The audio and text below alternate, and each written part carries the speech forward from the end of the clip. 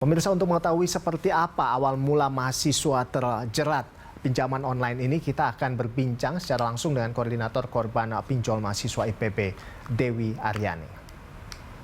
Ya, Mbak Dewi, bisa Anda jelaskan mungkin lebih detail ya terkait dengan apa iming-iming yang diberikan pada mahasiswa sehingga terjerat pinjaman online ini? Seperti apa kronologinya, Mbak?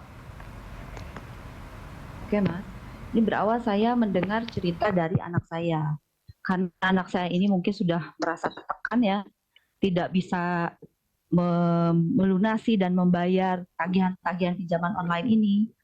Akhirnya anak saya cerita ke saya bahwa anak saya ini diminta bantuan untuk menaikkan rating toko online terduga pelaku ini.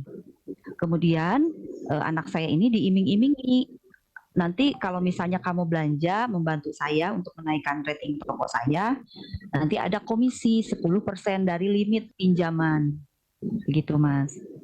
Kemudian setelah berjalannya waktu, ternyata tagihan-tagihan ini mulai lambat dibayar, karena kan kesepakatannya bahwa pelaku ini yang akan membayar tagihan tiap bulannya. Kemudian setelah berjalannya waktu, tagihan mulai terlambat dibayarkan dan tidak dibayarkan sama sekali di bulan Juli. Nah, akhirnya saya cerita dan saya juga sempat mendatangi kediaman pelaku untuk menagih dan ternyata tidak ada hasil. Sampai saat ini tidak ada kejelasan bagaimana tagihan anak saya. Begitu, Mas. Baik, Mbak Dewi, ini kan anak Anda juga menjadi korban begitu ya, Mbak ya. Ini berapa nilai kerugian yang diterima oleh sang anak? Apakah nilai kerugian ini berbeda-beda atau seperti apa? Kebetulan yang jadi korban ini anak saya dua, Mas. Anak saya yang pertama dan anak saya yang kedua. Yang anak saya yang pertama tagihannya itu 6 juta sekian ya, pokoknya 6 juta gitu, di atas 6 juta. Nah yang kedua ini, Mas, lebih besar. Tagihan anak saya yang kedua ini 20 juta untuk sampai saat ini ya. Mungkin berikut bunga dan denda. Oke, berarti total ada sekitar lebih dari 26 juta begitu ya, Mbak ya. Baik. Nah, terkait hal ini, korban ini sudah melapor ke Polresta Bogor. Ini seperti apa kelanjutannya, Mbak? Apakah ada kemungkinan penetapan tersangka pelaku penipuan ini atau seperti apa sejauh ini? Mungkin kalau untuk penetapan tersangka atau gimana penyidikannya, saya juga akan menyerahkan sepenuhnya, Mas. Dan saya percayakan kepada pihak kepolisian untuk menangani kasus saya ini, kasus korban ini. Kalau untuk koordinasi dengan pihak kampus terkait dengan kasus ini seperti apa, Mbak?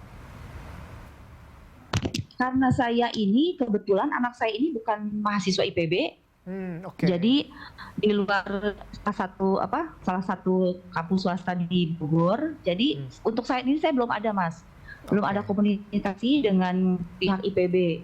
Karena sebetulnya memang yang lebih banyak jumlah korban itu di luar kampus IPB. Jadi mereka ini dari berbagai kampus di Bogor, bahkan ada yang di luar Bogor. Oke. Jadi Mbak Dewi ini kan dan jumlahnya itu lebih banyak. Ya.